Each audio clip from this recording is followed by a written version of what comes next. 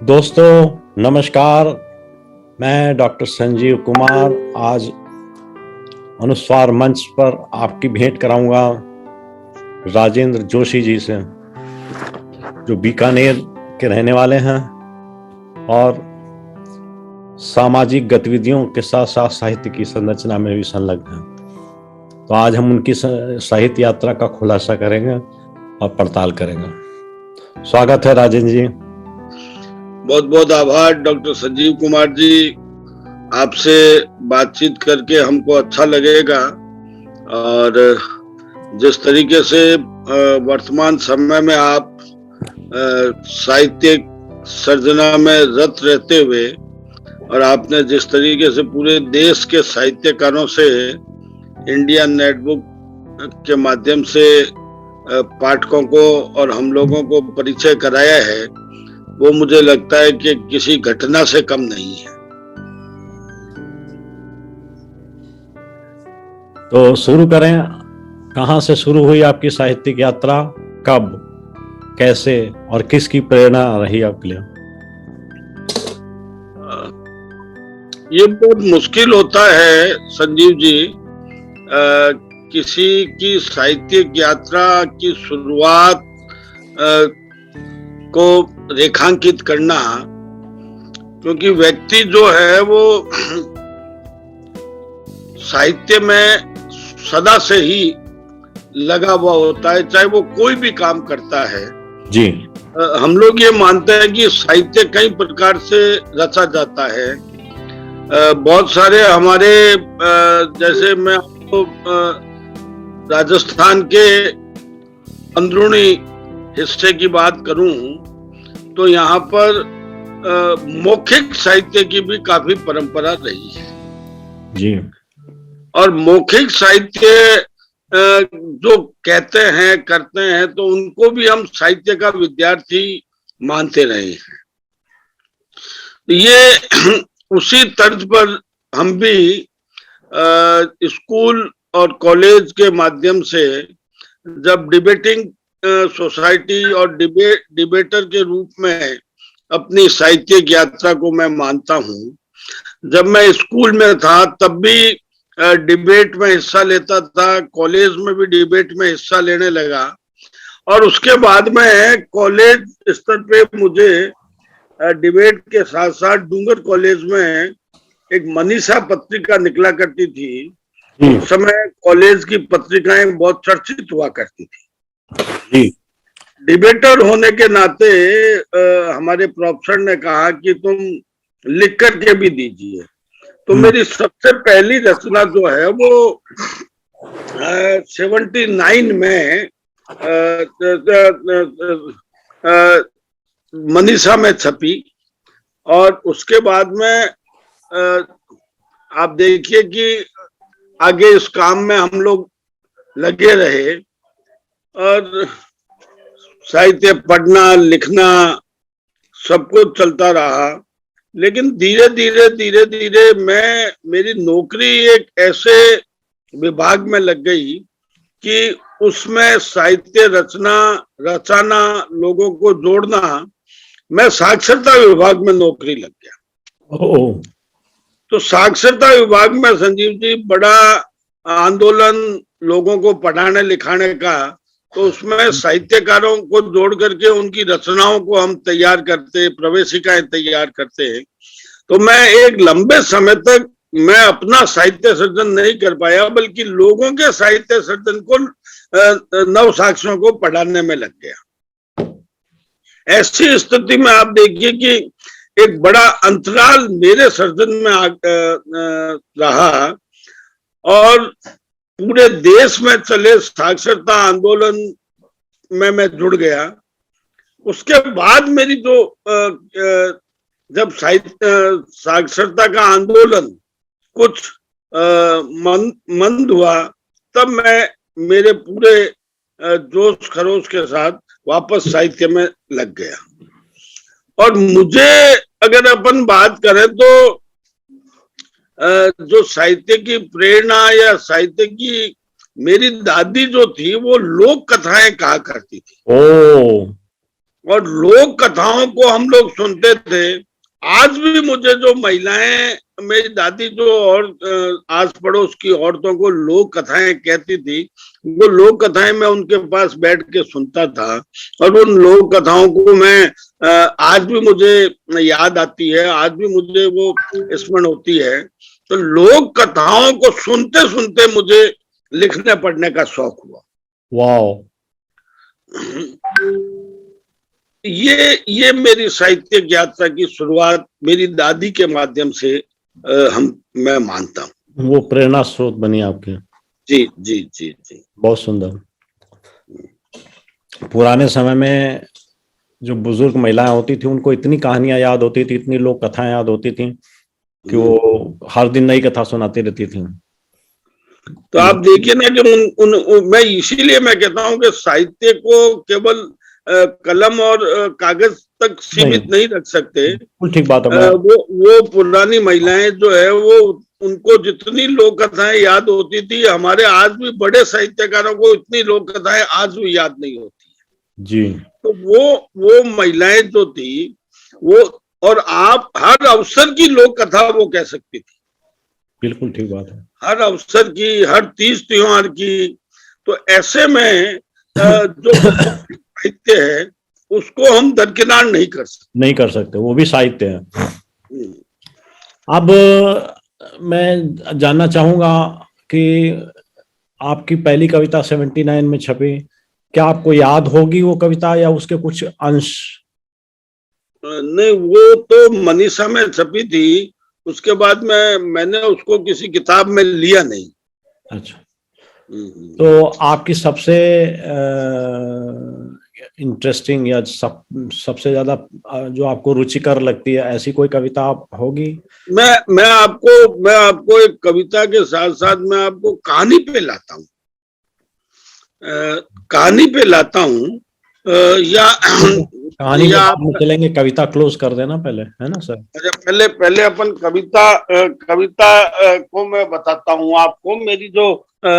मेरी एक India net book से अभी ताजा 2020 में एक किताब आई। जी सर। जो अभी हमारे उपराष्ट्रपति जी के पास भी रही।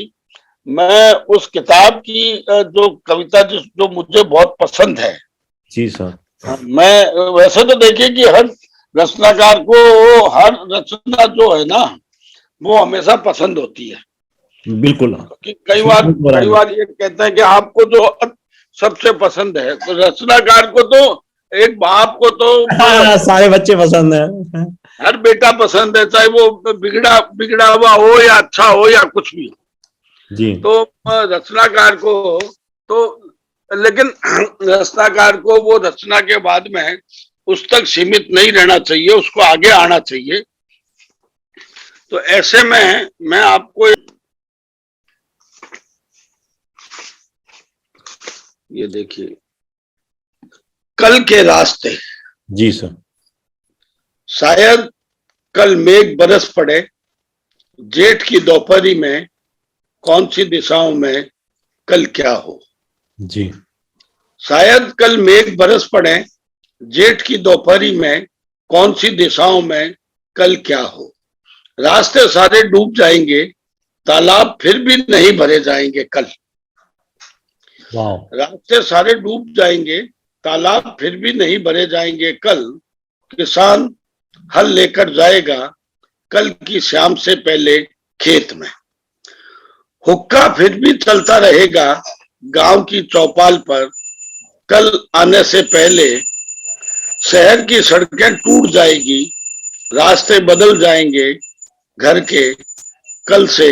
बदलेगा बाबूजी का मन, माँ को नहीं जाने देंगे वे अपने घर कल। यह स्थिति अभी जो मावठ के टाइम में हमारे यहाँ ऐसी हो जाती है जी। और एक और मैं रचना आपको बताऊं, इसी संदर्भ की है। जी सर। छिप गया सूरज, है ना। अभी सूरज, आपको सूरज बाबा के दर्शन नहीं हो रहे हैं, है ना। तो एक दीपक जलाया गया, सूरज को दिखाया गया। जलता दीपक खुश कर गया सूरज को। एक दीपक जलाया गया, सूरज को दिखाया गया, जलता दीपक खुश कर गया सूरज को भी। तपती दोपहरी में भूलकर अपना तेज वह ढूंढने लगा खुद को दीपक की रोशनी में। अभी ये स्थिति है कि सूरज खुद को ढूंढ रहा है दीपक की रोशनी में। दीपक की रोशनी में हवा बुझा नहीं सकी जलता दीपक, हवा बुझा नहीं सकी जलता दीपक, अंधेरा खुद को ढूंढने लगा जलती बाती में। छिप गया सूरज पर दिखाई देती रही एक दीपक की रोशनी, एक दीपक की रोशनी। बहुत सुंदर। आप कहें तो मैं एक दो कविताएं आपको और अवश्य। कहानी तो लंबी हो जाएगी, कविता सुने। एक दो कविता आपको मैं और सुनाता हूँ।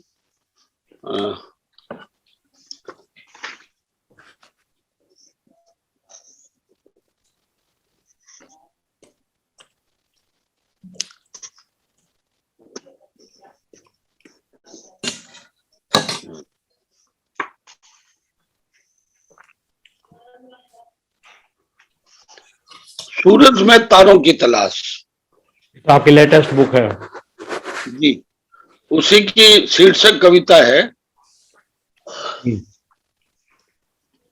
आंखें थकी नहीं थी, निढाल हो गई थी, भरी दोपहरी में ढूंढने लगी तारें गोल सूरज के बीचों बीच।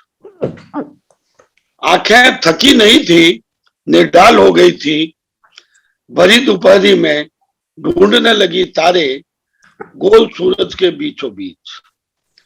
तालाब के घाट पर धूप में नहाती लय बना रही थी किरणों के समूह। सूरज की चमक में तारों की तलाश में सूर्यमुखी बनकर आंखें रेत की लहरों में व्याकुल होकर मचलने लगी। भरी दोपहरी में तारों को तलाशने लगी, तारों को तलाशने लगी। बहुत सुंदर। एक और सर।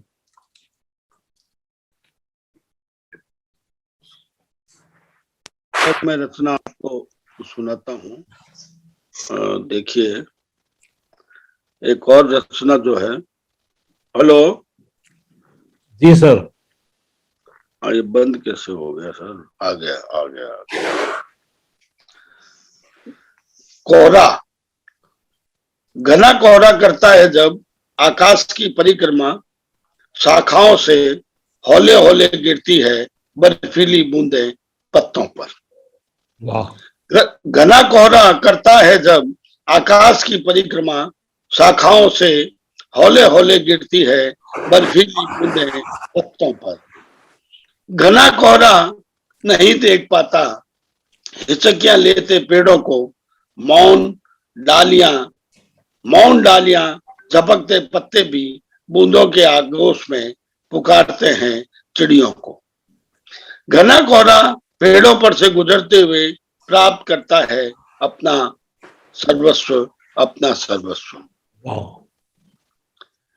एक मैं आपको बहुत ही दो कविताएं हैं जो मैं आपको सुनाना चाहता हूँ। बंटवारा को लेकर के है। बंटवारा 1 और बंटवारा 2, ये बहुत अच्छी लगेगी पाठकों को भी, दर्शकों को भी।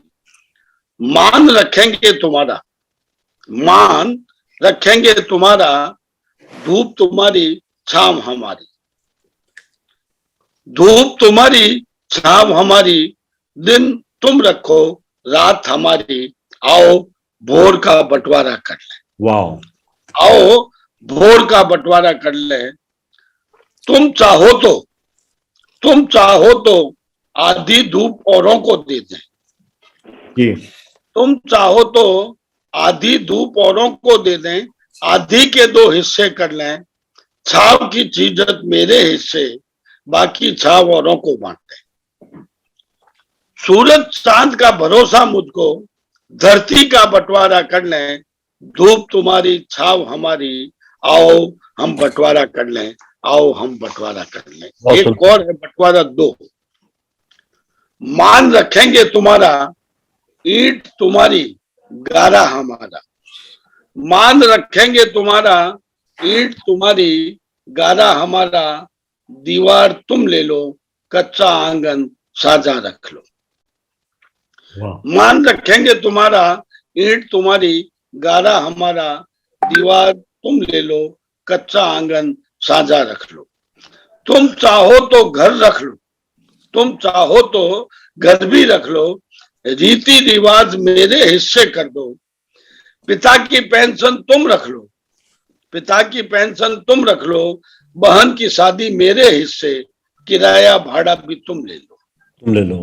आओ अपना बंटवारा कर लें, आजादी का जश्न मना लें, बंटवारे में जमीन बांट लें, जो चाहो वह सब कुछ तुम्हारे हिस्से, माता पिता मुझे दे दो, माता पिता मुझे दे दो। ये कविताएं जो थी, ये मेरे नए ताजा तरीन कविता संग्रह जो सूरज में तारों की तलाश है, उसकी कुछ कविताएं थी जो मैं आपके सम्मुख रखी। और यही पुस्तक, इसकी समीक्षा सवेरा पत्रिका में आज ही आई है। वाह, बधाई। अभी हाँ, धन्यवाद। और उपराष्ट्रपति जी को भी यही पुस्तक मैंने भेंट की थी, तो उन्होंने भी इसको काफी पसंद किया। Very nice. अब ये सवाल उठता है कि कविता में तो आपने बहुत जबरदस्त तरीके से लिखी है कविताएं, बहुत अच्छी भाव भी हैं और भाषा और शैली भी। अन्य कौन कौन सी विधाएं हैं कविता के अलावा जिनमें आपने काम किया? मेरे करीब 4 कहानी संग्रह आए हैं संजीव जी। जी सर। कहानियां मैं लिखता हूँ हिंदी और राजस्थानी में, और कुछ मैंने संस्मरण भी लिखे हैं और कुछ जीवनियां लिखी है मैंने। अच्छा, दैट्स गुड। जीवनियां मैंने फ्रीडम फाइटर्स पे लिखी। फ्रीडम फाइटर्स की, वेरी गुड जी। फ्रीडम फाइटर्स पे मेरी जीवनी आई है, और कुछ बाल कहानियां भी अभी आ रही है। एक किताब पहले भी आई है, और कुछ मैं रेखा चित्र भी मैं लिखता रहा हूँ। Very nice. तो इन सारी विधाओं में काम करके आपको सबसे प्यारी विधा कौन सी लगी? देखिए, वैसे तो मैंने कहा ना कि रचनाकार जो भी विधा में लिखता है, जो चीज भी लिखता है, उसको वो अच्छी लगती है तभी वो लिखता है। ऐसा नहीं है कि, लेकिन कभी कभी होता है कि कोई एक विधा कुछ ज्यादा पसंद आ जाती है। हाँ, वो मेरी जैसे कविताएं तो है, लेकिन मैं कहानियों को लेकर के मेरी ज्यादा रुचि हमेशा रहती है, और मैं कहानियां ज्यादा खुद भी पसंद करता हूँ, और लोग भी, मेरी पाठक भी कहानियां पसंद करते हैं। तो ऐसी कहानियों के लेखन में आप विषय वस्तु और पात्रों का चुनाव कैसे करते हैं सर? ये संदीप जी, बहुत ही आपका प्रश्न जो है वो यक्ष प्रश्न है। किसी भी लेखक को सबसे पहले जो पात्र है वो अपने इर्द गिर्द तलाशने चाहिए, क्योंकि कई बार हम इर्द गिर्द के पाठकों को दरकिनार कर देते हैं, जबकि वो आपके सबसे अच्छे और सबसे जरूरी पाठक होते हैं। ठीक बात है। और मुझे इस बात का फक्र है कि मेरी कहानियों में स्थानीय पाठक जो है, स्थानीय चरित्र जो है, स्थानीय पात्र जो है, वो हमेशा उभर कर आते हैं। बहुत सुंदर। और वे चरित्र, वे पात्र मेरी उस कहानी को पाठकों की दृष्टि में, मेरी दृष्टि में तो है ही, लेकिन पाठकों की दृष्टि में खूबसूरत बनाते हैं। और पाठक, जब पाठकों के मेरे पास अनेक फोन आते हैं, चिट्ठियां आती है, तो कहते हैं कि इसको पढ़ने से ये लगता है कि ये मेरे लिए लिखी गई है, मैं इसका पात्र हूँ। तो इस तरीके से कहानियों को लेकर के मेरा हमेशा से स्पष्ट धारणा रही है कि इर्द गिर्द के पाठकों को तरजीह दी जानी चाहिए। आपकी जो कहानियां हैं उनमें जो पात्र आपने लिए हैं तो कोई ऐसा पात्र है जो आपके दिल दिमाग पे छाया रहता हो या आप उसे ज्यादा पसंद करते हो? पाठक एक एक चरित्र है, एक पात्र है जो इस शहर की सबसे पहली महिला अदाकारा रही, अच्छा। सबसे पहली रंगकर्मी रही। जी। और उसको लेकर के मेरी एक कहानी है, सुनैना। सुनैना जी। सुनैना कहानी आप देखिए कि किस तरीके से एक महिला रचनाकार जो है, महिला अदाकारा जो है, महिला रंगकर्मी जो है, वो अपने घर के परिवेश से निकल के जी। और बड़े शहरों की यात्रा करती है। शहर तो छोटा है लेकिन वो अदाकारा बड़ी है। ओ जी। और उसने वे सब रास्ते देख लिए, जी। वे सब स्थान देख लिए कि जो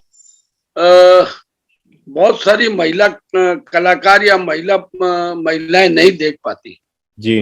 उस अदाकारा ने नेता का ठिकाना देख लिया, पुलिस का ठिकाना देख लिया, शहर के बड़े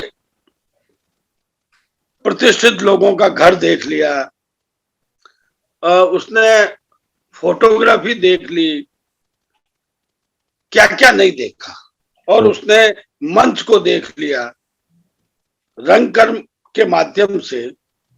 और वही अदाकारा जिसको कि खूब तरजीह मिलनी चाहिए, तो उसको आज भी वो पात्र जिंदा है और वो उसको आज वो रोटी रोटी को मोहताज हो रही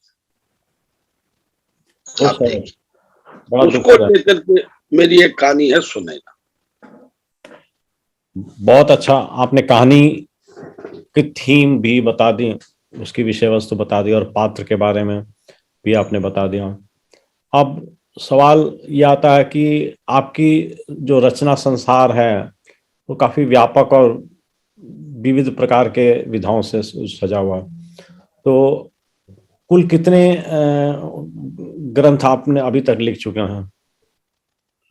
लगभग 1.5 दर्जन किताबें मेरी आई है। वेरी गुड, बहुत सुंदर। जिसमें फ्रीडम फाइटर के बारे में मेरा ऐसे रुझान हुआ, मैं आपको बताना चाह रहा था कि स्वतंत्रता आंदोलन पे तो बहुत कुछ लिखा जाता है जी। और आपने भी देखा है कि स्वतंत्रता आंदोलन को लेकर के आपको बहुत सारी सामग्री मिल जाती है। जी सर।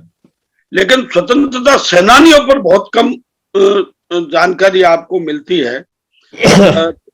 इसको लेकर के, और मैंने अब तक 2 स्वतंत्रता सेनानी हैं, एक तो वैद्य मग्गाराम जी और एक रघुवर दयाल गोयल जी, जिन्होंने और वैद्य मग्गाराम की तो मैं आपको बात बताऊं कि उनका पूरा परिवार ही स्वतंत्रता आंदोलन में लगा हुआ था। वाह। उनकी बहन भी लगी थी, उनकी बुआ भी लगी थी, उनके पिता भी लगे थे और उनके बेटे भी लगे थे। वो उस स्वतंत्रता सेनानी ने मुझे बहुत प्रभावित किया अपने काम से।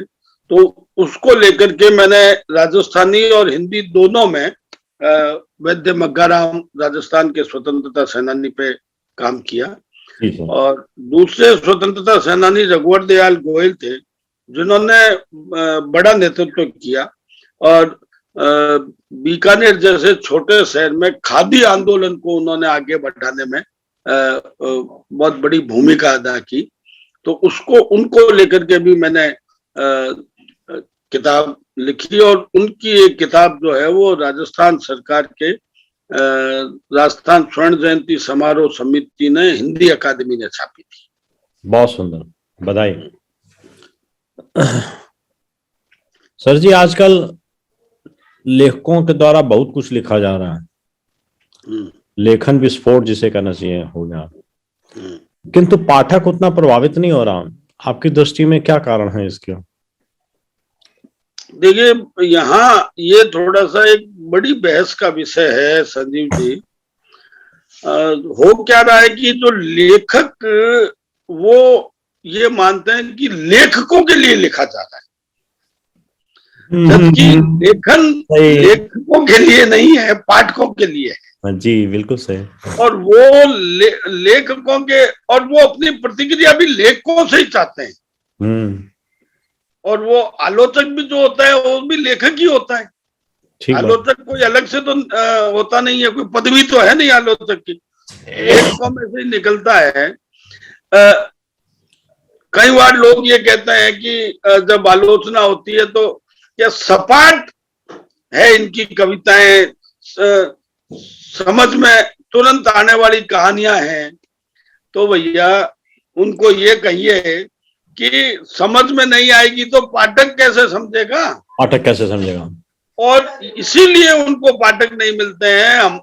हमारे लेखन को तो पाठक खूब मिल रहे हैं, बिल्कुल। और पाठक उसको पसंद कर रहे हैं, क्योंकि पाठक की भाषा अपनी निराली होती है जी। और पाठक की भाषा को अगर लेखक नहीं समझेगा तो उसको पाठक पसंद कैसे करेगा?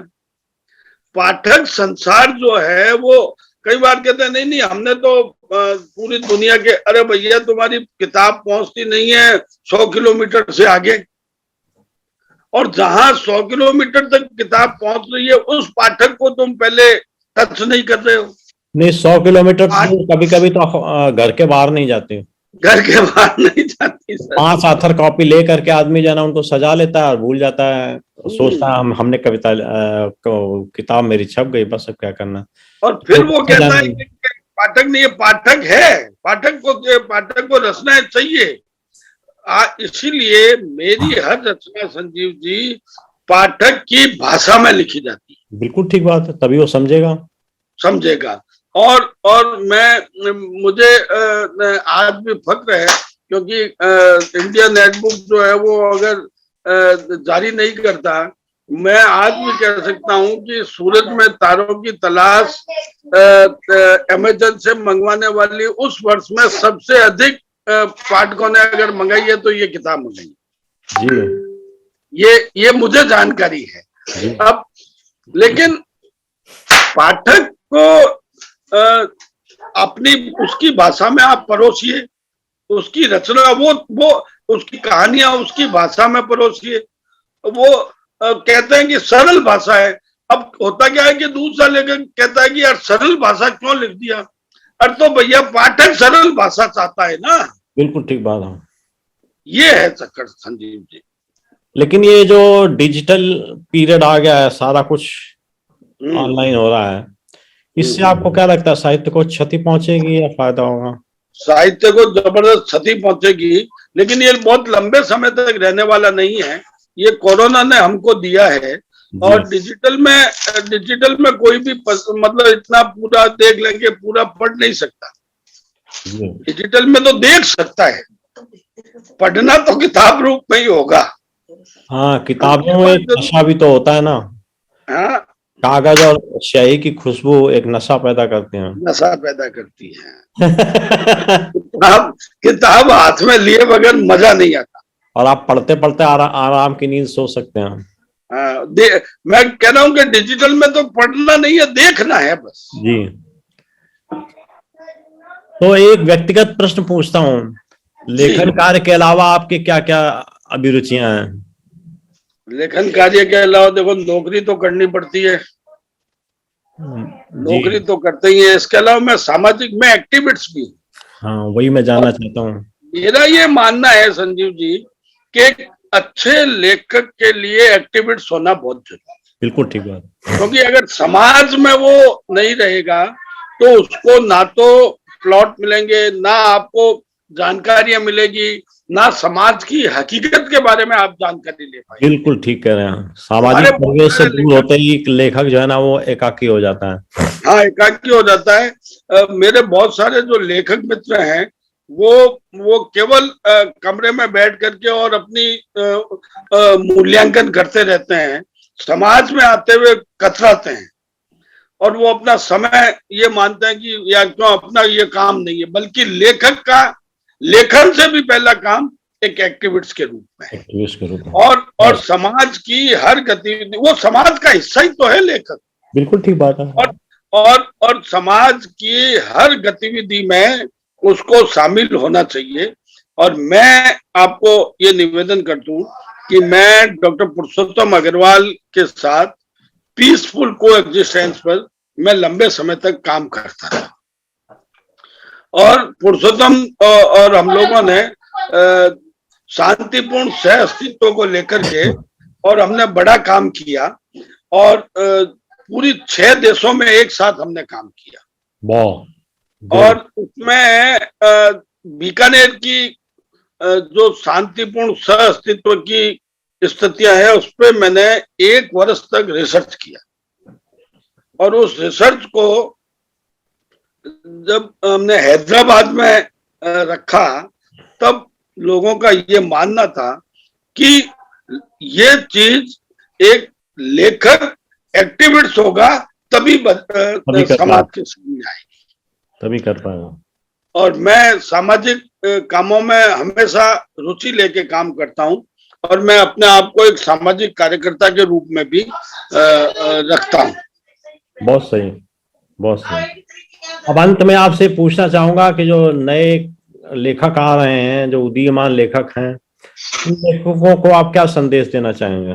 मैं उनको ये सीधी बात करना चाहता हूं कि उनको लेखन शुरू करने से पहले, या लेखन शुरू कर भी दिया है तो पहले समाज में अपनी भूमिका टटोलनी चाहिए, और समाज में उनको रचना बसना चाहिए। समाज में एक एक्टिविस्ट के रूप में वो अपनी पहचान भी बनाए और काम भी करे, उसके बाद वो लेखन में आए, और उनको उनका सच्चा लेखन समाज के लिए लेखन होना चाहिए, मार्गदर्शन करने वाला। एकदम।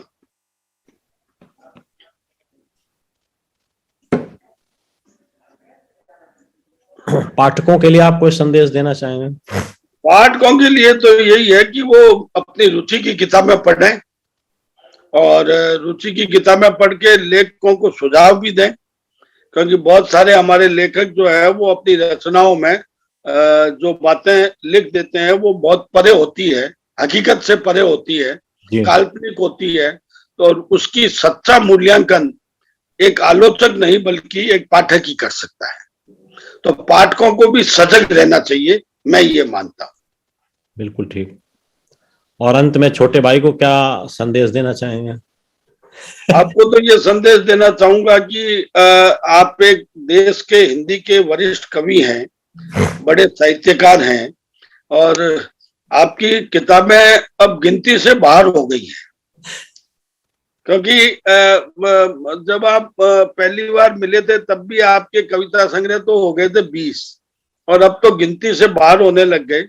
और आपकी एक किताब जो अभी आपने लिखी थी, उसपे एक बात आपने लिखी थी कि इससे जो राशि आएगी वो महिला और बाल विकास के कामों में लगेगी जी।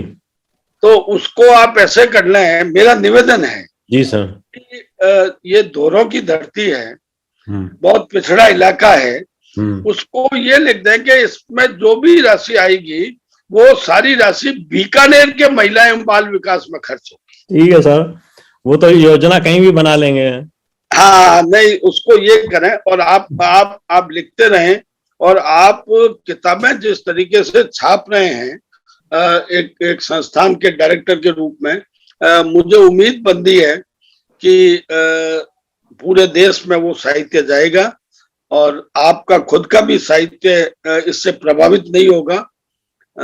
और आपको बहुत बहुत मेरी शुभकामनाएं हैं, और बहुत बहुत बहुत प्यार है आपको, कि इसी तरीके से काम करते रहें और हम सब लोगों से मेल मिलाप करते रहें। धन्यवाद, धन्यवाद जोशी जी, बहुत बहुत धन्यवाद, और आभार भी आज के इस कार्यक्रम में शामिल होने के लिए। अब मैं कार्यक्रम के समापन की घोषणा करता हूं। आपका भी